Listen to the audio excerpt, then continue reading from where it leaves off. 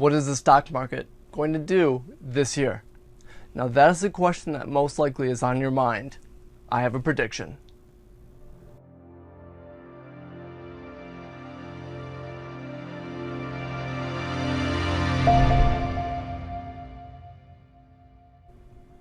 I'm going to answer that question here in just a moment. With our time today, we're going to go through the stock market, and then I'll give you a takeaway, an implication.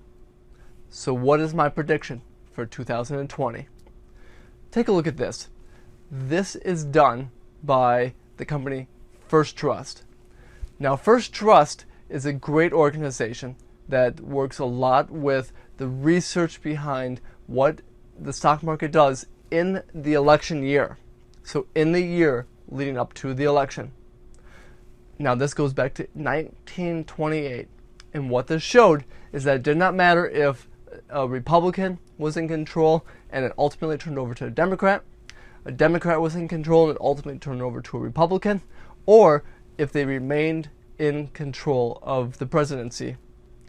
On average, over 80% of the time, going back since 1928, the stock market had a positive year in the year of the election. Now, we're not just talking a little positive. Like I said, 80% of the time it was positive, and of that 80% of the time, on average, it grew over 11%. That's fantastic. So you can probably understand that my prediction is going to be that we have a good year. Now, obviously, the caveat is that we don't go into a recession. If we go into a recession, then that's going to be basically the kiss of death for having growth this year. But I don't foresee that happening necessarily. The other caveat, this chart. This is one done by CNN, and it's what's called the fear and greed chart. Now, this measures sentiment, and all sentiment is just our feelings. So are we very fearful right now, or are we very greedy? And they go through a lot of different ways to produce this. But on average, right now, we are very greedy. Now, what that tells me is that, yes, we can continue to go up in the stock market. So it doesn't mean that we have to have something horrible happen.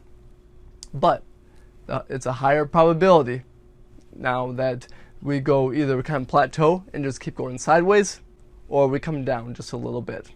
So there's a higher likelihood of that. And I do think that that's going to happen over the next 1 to 2 months. We'll see kind of a plateauing and maybe a little bit kind of come down to the downside of the stock market. But, however, I do think as we continue to work through that and get back on track, we're going to have a good 2020.